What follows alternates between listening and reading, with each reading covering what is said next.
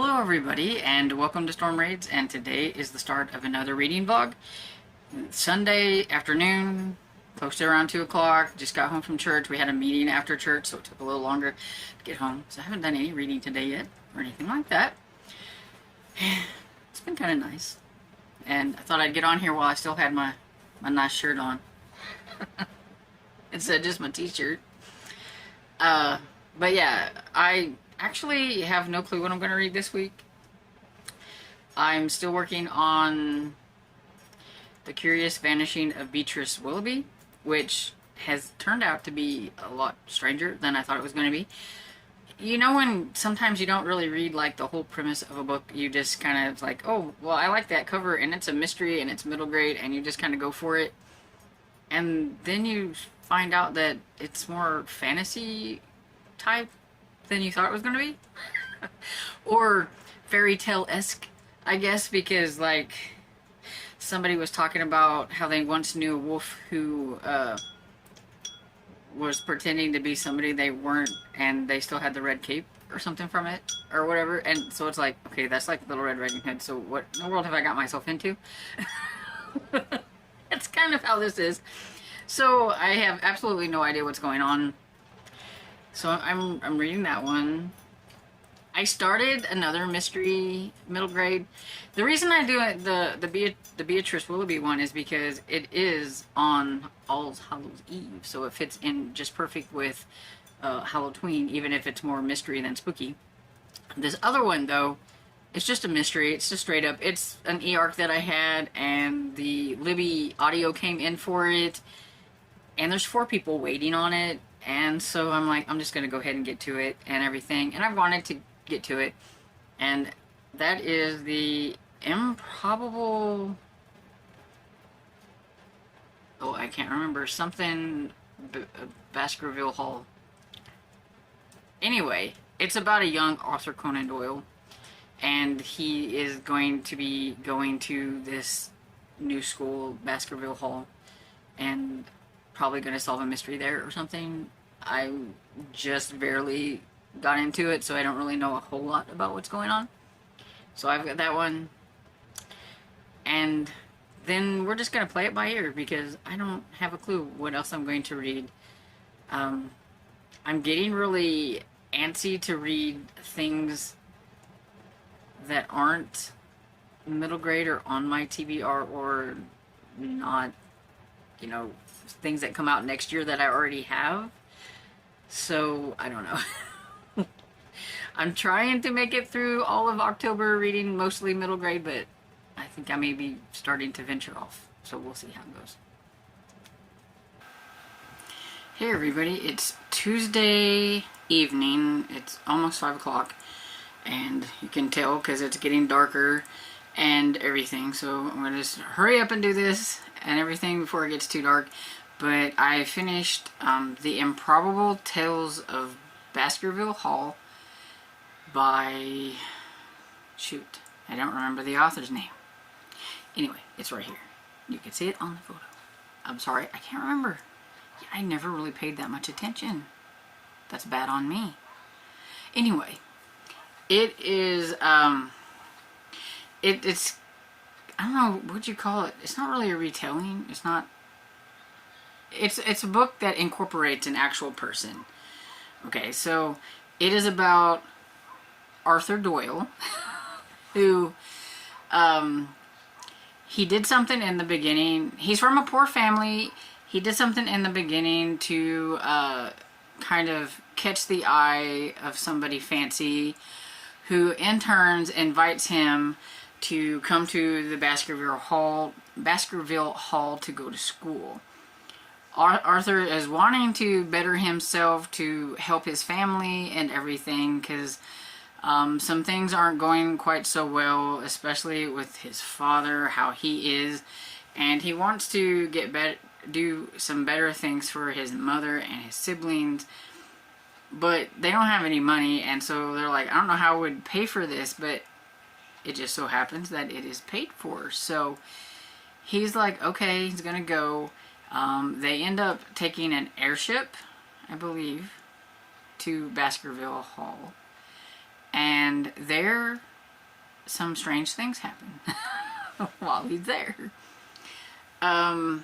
It seems like I have been getting a lot of middle grade mysteries that have that little tiny part fantasy or magical whatever wooey stuff going on, and I'm not sure if I like it or not.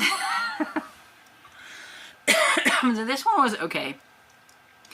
It didn't have too much, but there is a secret society among the school, and Arthur and Jimmy Moriarty, who he's friends with, are kind of accepted into it. Irene was also, but she's like too good for that kind of stuff. She's like, I don't think so. She didn't want to do it. But there are maybe some strange things connected to, I think they're called the Clovers, something like that.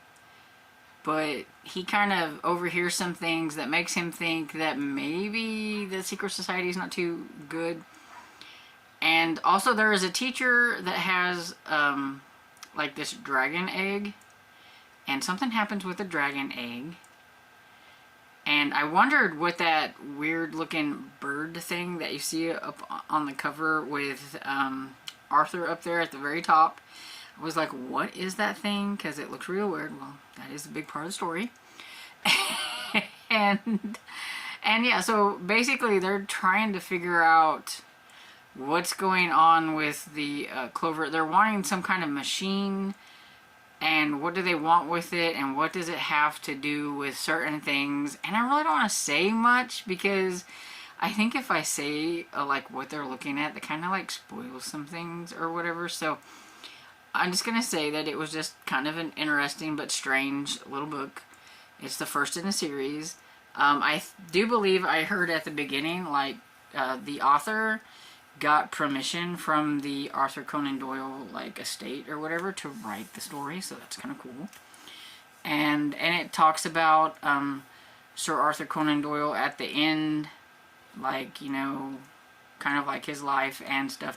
And he, I guess, actually had a friend whose name was Moriarty or something, and some of the people that are in this story, I think, are in some of his actual writings and things, and stuff like that. So it's kind of cool. So, I mean, I think if you know a lot more about Sherlock Holmes and things like that, you might kind of get the little Easter eggs or little treasures or whatever that's inside this book. I've only read a few books by him, of the Sherlock books, but there is a Dr. Watson who is a teacher, and there is Sherlock in here. He comes in at the very end, and you've seen him at the very beginning, and that's the only two times that you really see him in this. But I mean, going forward, you might see him a little bit more.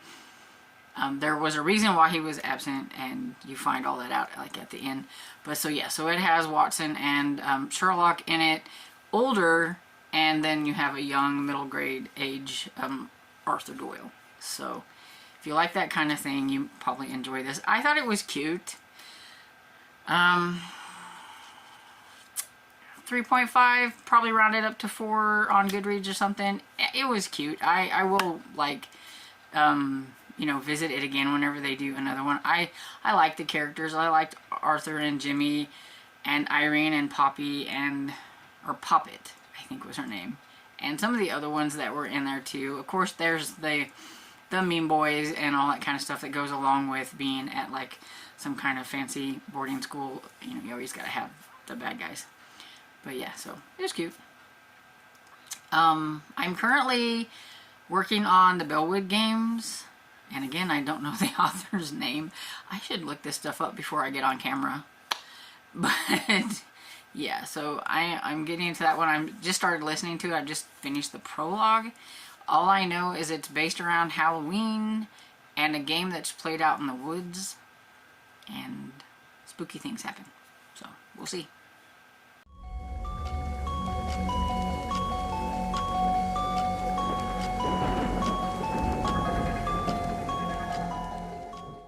Hey, so it is Friday, and I don't think I've done very well at my vlogging this week, which, let's just face it, I'm not very good at it.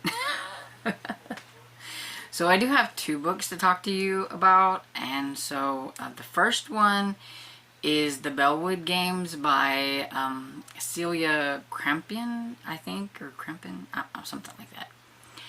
And this one is about a girl, Bailey, who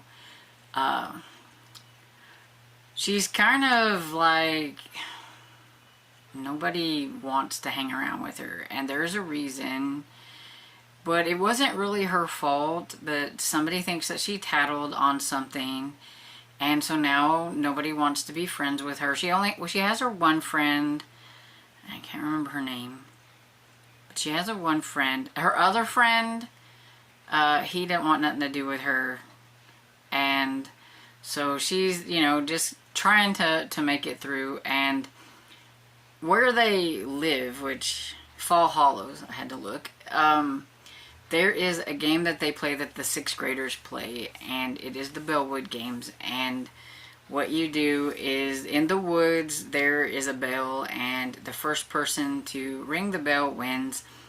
And you're supposed to get a really cool prize from like the thing in the woods or whatever. There is the tale of Abigail Snook, who once went in to play the games and then never came back out again. And so everybody's always, you know, heard all the like ghost stories about her and everything. And the 6th grade, they have to it's kind of like something that they do in secret, and nobody actually invited Bailey. Her friend did, because she didn't actually, you know, get invited personally by everybody else or whatever. But, I mean, she's in 6th grade, so technically she could be there. She ends up getting picked as one of the participants, because they each pick out something. I can't remember what it was, like a straw or stick or something. And if yours has if it has a mark on it, then you were chosen. And there's only 3 that get chosen and everything. And then basically you kind of supposed to try to work together. There are rules and there's all these things, and nobody really believes that in the Bellwood Games, and that there's, you know, ghosts or witches or whatever in the woods or anything like that and everything. But yeah, some spooky things happen once they get in there. Noah is a new guy in town, a new kid, and he's wanting to learn about these things. He's wanting to learn about Abigail. He ends up following them through there, and he may have wished he didn't do that. And everything. But yeah, I think it had a decent amount of spooky time with a decent amount of not spooky, and so I don't think that it was like overly scary or anything like that. I do think that if you like a good mystery and you like just kind of a fun ghost story, because it does involve that and everything, and you know, kind of a nice little somewhat happily ever after type thing at the end, then you might like this one. I give 4 stars. Then the next one I have is the International House of Dereliction by Jacqueline Davies, and this one is not quite so spooky type of ghost story. This one, it had a couple of moments in it that some people might find spooky, but other than that, it was really kind of a quirky, different type of book. At first, I didn't think I was going to like it. I've been reading way too many strange and quirky middle grade of late, and I was just like, no, not another one and everything. But I ended up really liking it. At the beginning, okay, so Alice Cannoli Potchnick likes to repair things, and her family is very different. Her father likes to repair things, and he's always repairing and making the house that they stay in like better. And Alice likes to help him. The mother is a teacher, I think. Yeah, I think she's a teacher. She's like, teaches at this college, I think it is. Goodness, I just read this and now I don't remember. But yeah, the only thing is every time her husband and Alice fix up a house, it's not technically theirs, it belongs to like the school. And so they end up moving them to another house because they've sold this house. And the only reason they sold the house is because her husband and Alice fixed it up. So they end up giving them another house that needs fixed up. And so Mother's like, no, this isn't happening again. We're moving and y'all are not going to be fixing anything up. We're going to just stay in that house, as horrible as it is, and not fix anything. And so her father had to do a cannoli honor swear thing or whatever, that he wouldn't fix anything. Well, next door to their house is another house that's kind of in need of repair, and Alice is kind of drawn to that house. And even though it says that it's been condemned and you shouldn't go in it, and Alice knows that her father would never go into a condemned house, she goes in anyway. And while she's in there, she sees this really nice house. This just needs a lot of tender love and care. And she's the right person because she likes to repair things. She has a little bit of money from selling off some of her things before they moved and stuff like that, because they always have a garage sale. And so she spends some of her money and fixes up some things. And when she fixes up the heart of the place, which is the, the hearth and where the fire and everything goes through, that was the first thing she fixed up. And then she fixed up some other things, and then before you know it, there were ghosts coming out of the woodworks. And the ones that are stuck there because something in their life has prevented them from moving on. And so basically it's just a cute story that's a little quirky about Alice trying to help these ghosts and everything. You got a grumpy old ghost and a 6-year-old ghost and a kind of melancholy college age ghost, I think.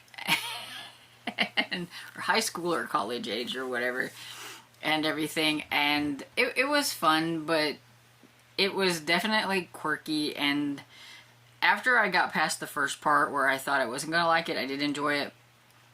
The ending, some of the stuff at the end, you really just gotta go with the flow. But yeah, I mean, it's a kid's book, and so I give it 4 stars. I thought it was fun, even though it was kind of strange and everything. It's definitely a lot about family and stuff like that as well, so it was cool. And so I am currently reading The Clackety by Laura Senf, finally, because I've been saying I'm going to read it and I keep putting it off. But yeah, so I'm about 54% into this one. I have the audiobook for it, and it has some fun like illustrations, so I'm glad I have the book. It's like here's one where I'm at. It's kind of got this spooky looking weird thing that I don't know what it is yet, because technically I think I'm on the next page over. I just put my mark there and everything. But yeah, so it's got some fun illustrations. So if you do listen to it, you might try to get like an ebook or a physical copy so that you can read along, because it does have some fun illustrations.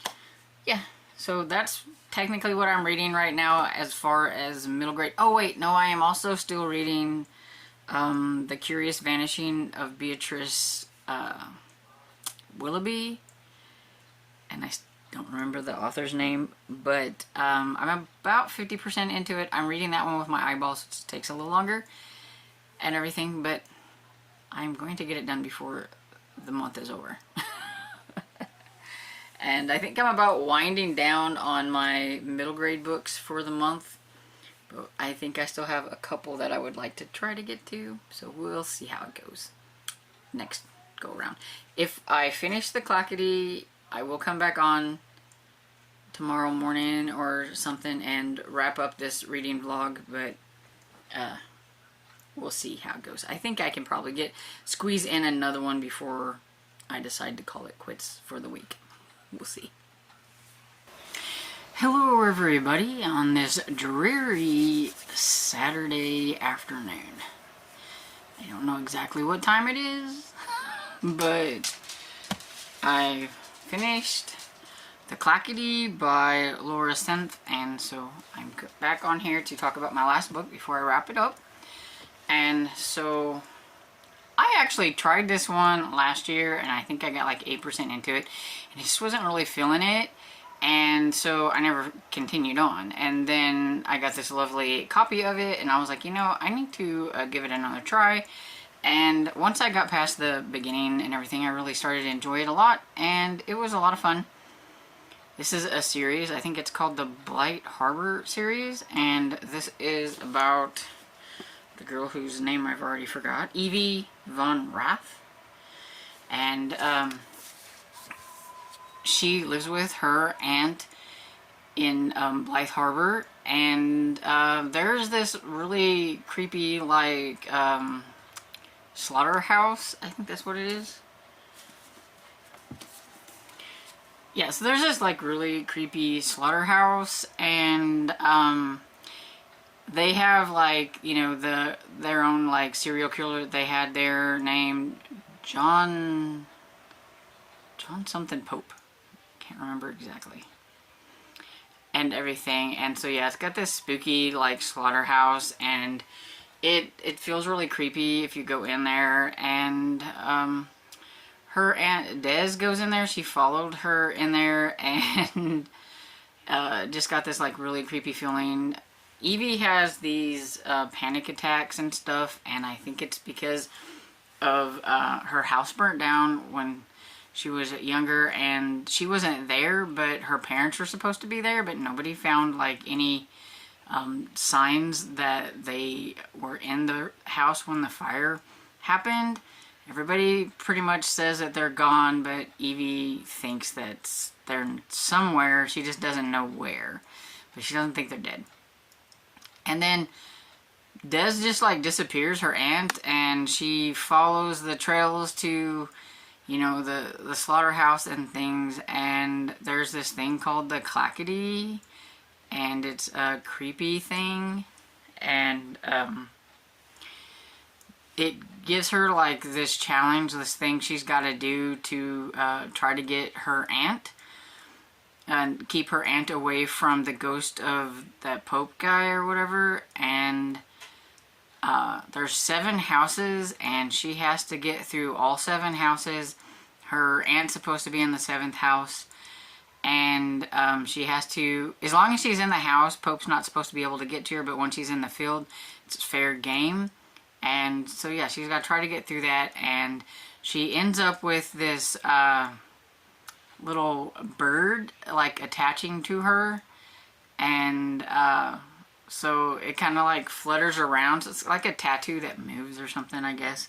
It's the way I get it. Like, you can kind of see it like right here and everything. And it also helps her out, kind of whispers in her ears, gives her encouragement and all that kind of good stuff. So it's nice to have. I think everybody needs a little birdie on their shoulder. And so yeah, it was pretty good. It's a series. I don't know if it's like a trilogy or what, but I don't know what's going to happen in the next one. But this one wrapped up fairly decent and everything. So I think it's just going to be, you know, like what her and her aunt does, or like any kind of paranormal thing that happens in their town type of thing, maybe. But because this story, I thought wrapped up, at least I thought it did, wrapped up pretty good. Unless I was sleeping through something, because you never know. But yeah, I give it 4 stars. It's pretty decent. And so yeah, that's the last one. Let's see. Can I even remember what I read this week? Okay, so if I counted right, I think I read 4 middle grade books this week. So not too bad. So I need to finish 1 book, and I have 1 other book that I want to get to that's like 4 hours, and so I think those will be the only other 2 middle grade books that I finish for the month of October. This will probably be the last reading vlog for October, This was just something I was doing for October with my middle grade and everything, and then when I wrap up, I will include the ones that I didn't mention in like a reading vlog or whatever. But yeah, I think I did pretty good overall for the week. And let me know if you've read any of the books that I read, and what did you think of them, and what did you read during this last week, full week of October. And I hope you enjoyed this video, and if you did, please give it a thumbs up and subscribe, and I will see you all in the next video. Bye.